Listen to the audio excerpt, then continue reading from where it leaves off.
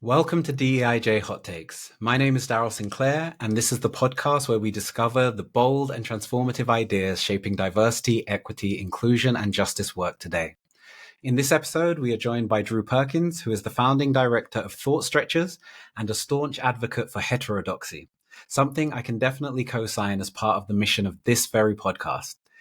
You may also know Drew from his extensive project-based learning work and advocacy for student-centered learning. Drew, thank you for joining us today. So please share with us your DEIJ hot take that guides your work.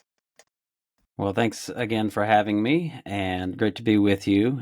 Hopefully this is hot enough, but one of the things that I think is an important hot take to recognize is that there's an inherent tension between the efforts of expansive DEI and actual social justice and the Enlightenment Principles that I think are undergirding the ways in which we should move forward. Wow. So just to hit some of the language there for our listeners. So Enlightenment liberalism is quite an important concept here. And just as a quick introduction for anyone who's unfamiliar, Enlightenment principles refer broadly to the intellectual concepts in this context of individual liberty, the rights to be yourself and to question authority while using, which is very important here, evidence-based reasoning for the decisions that are made. Drew, this is one of the hot takes I've been most excited about. Could you take us through what you mean when you say there's a tension and why this is a hot take, and perhaps how does this show up in the work that you do? Right. So we use the term, we call it objective pluralism, which does try to lean into those Enlightenment liberal principles. And in the work that we do with schools and school leaders and folks in that ecosystem is to help them think about, at least here in the States, you could easily simply describe the political spectrum as the left and the right. I know it's not the same around the world, but that's a simple way to do it here, and the ways in which the illiberalism and authoritarianism shows up on the left and on the right, again, here in the States, where we're shutting down speech, where we're leaning into group identity, happening on the left and the right. In the K-12 education space and sort of the social justice world, critical theory being sort of an underlying current there, or variations and deviations of it, you would see some of that resistance to, or maybe even hostility to things like free speech and leaning into group identity over the sort of the shared humanity and that kind of thing. These are tensions which I've definitely come across, and I think as we were discussing earlier, there is slightly different expressions of this, whether we're looking at the US or looking at a broadly European context. What I'll say is, in some of the conversations I've been having with these podcasts, is this tension between things such as free speech and personal liberty. I've come across other practices, such as the African practice of Ubuntu, where, from my perspective, one of the ways that this tension is resolved is through viewing the individual and the community as inseparable entities. So there wouldn't be a tension between free speech and communal speech because it's kind of viewed as one. Do you see any practices being developed within the context you're working to resolve some of this tension? Yeah, so one of the things that I think the sort of, to use a term that is handy, critical social justice, that sort of undertowing of critical theory, there's a tendency to really draw small circles of group identity and then focus on that. And while those small circles are important, and you can sort of see some through lines with, I think, what you're talking about, although it's not exactly analogous to the individual, what I think we want to do, and this is something that I remember from the work of Jonathan Haidt and I think Greg Lukianoff's book, Coddling in the American Mind, where they talk about, yes, I think, leaning into what I think was Martin Luther King Jr.'s idea, and I may be wrong about that, and apologies if I am, but the idea of not drawing such small circles, but drawing larger circles that encompass those smaller circles, and that is that sort of shared humanity.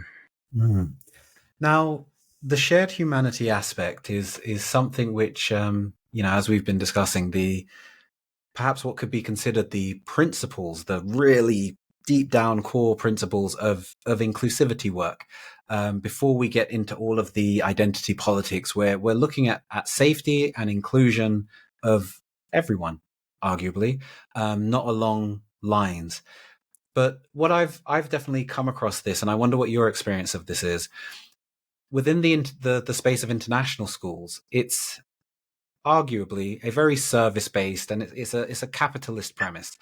And in many contexts, it tends to lead towards a prioritizing of the individual more so than the community. Each parent wants their child to be treated how they want their child to be treated. Everyone's concerned with customized learning for every individual student. Do you think that that's something which also needs to be challenged or looked at in broader, larger circles? Yeah, I just finished reading a book. Actually, there's two books I think that are interesting in this space. I think it's Liberalism as a Way of Life by an Australian professor, Alexander, and I think I want to mispronounce it here, Lefebvre or something like that. One of the things that he talked about that I think is relevant here is a definition of liberalism, and again, it's sort of a broad term, but the idea of mutual cooperation, the importance of mutual cooperation. And I think that's kind of what you're getting at, right? The idea that we are all in this together, while we certainly have individual needs. And I don't think one would say, well, if there's a burning house and there's two children, I should choose the most marginalized one, for example, to get out over my own child, that kind of thing. But what are we doing to add the collective good and that shared humanity, and that sense of mutual cooperation? Now, in another sense, or another way to think about that, as a book that I just recently read by Yoram Hazony, The Post-Liberal Right, which again that's a form of illiberalism on the right, and they phrase it as mutual loyalty, which gets right back to that sort of group identity. At least that's how I'm reading it and seeing it.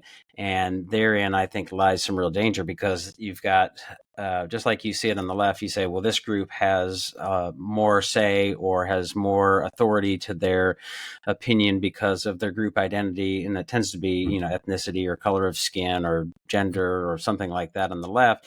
Here, it's sort of a inclusion of being part of a religious group or a nationalist group and that kind of thing. And I don't see any limiting principles on that, and that's a problem, because what we're after is a pluralistic society. At least I think we are. I hope we are.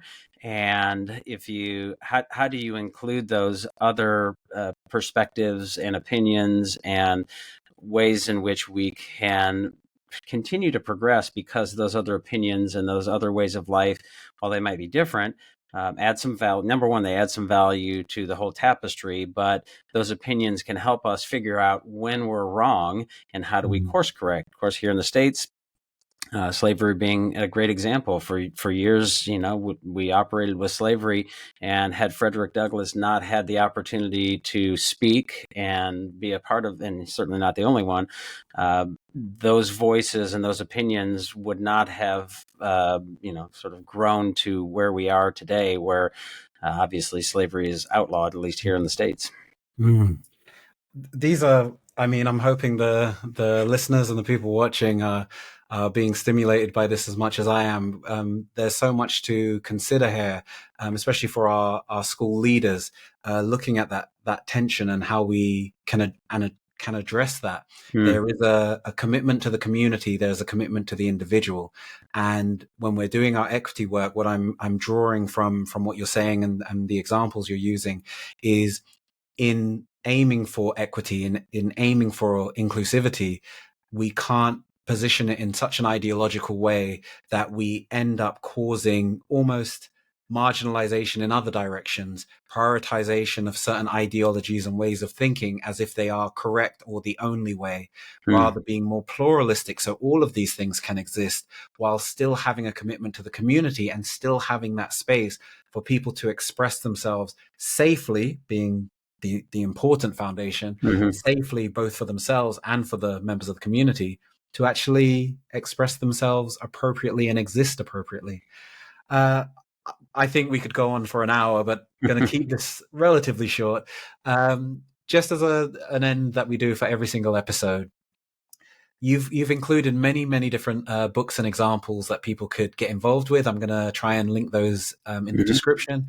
But is there any key takeaway for our listeners, such as the main book that you would recommend, or even just a key consideration they could have for Mhm. themselves when they're trying to do work to increase the inclusivity for their community, their learning community?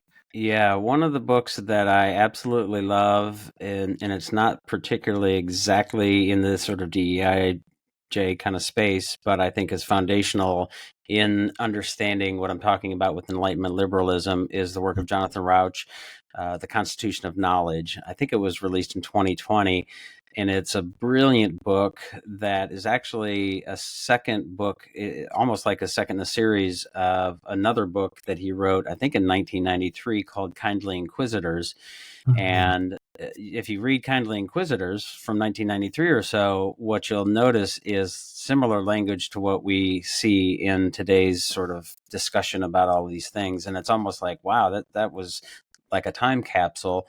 It's really fascinating. But the Constitution of Knowledge really does a great job in helping clarify some of the things that I'm talking about with Enlightenment liberalism and fallibilism and empiricism, some of that reason and evidence, and those pieces that we say we want to make sure that everybody, or most of opinions and multiple opinions, pluralistic opinions, perspectives, have a seat at the table, but none of those groups or opinions has a dominant, says this is the only way, right? That I Mhm. have the answer, we have the answer. None of these other sort of opinions, perspectives are not even, they're not even worth listening to, or even worse, they're harmful to listen to, and things like that. So the Constitution of Knowledge is a great book to sort of build upon that. Thank you for that recommendation. I will say I'm a big advocate of reading outside of the space of DEI Mm. work. Anyone who follows me will see some of the book reviews I put out. Thank you so much for such a thoughtful discussion. I implore everyone listening and watching to engage with some of these texts, understand the concept of heterodoxy, of being able to engage with different points of view, not necessarily because you're accepting them to be correct, but to better understand different approaches. Thank you so much for being here, Drew. I will Thank put you. all your details for people to connect with you and explore your ideas and your work. Yep. And thank you to everyone watching or listening. And I'll see you in our next episode of DEIJ Hot Takes. Thanks, Thank Daryl. you, Drew. Thank you.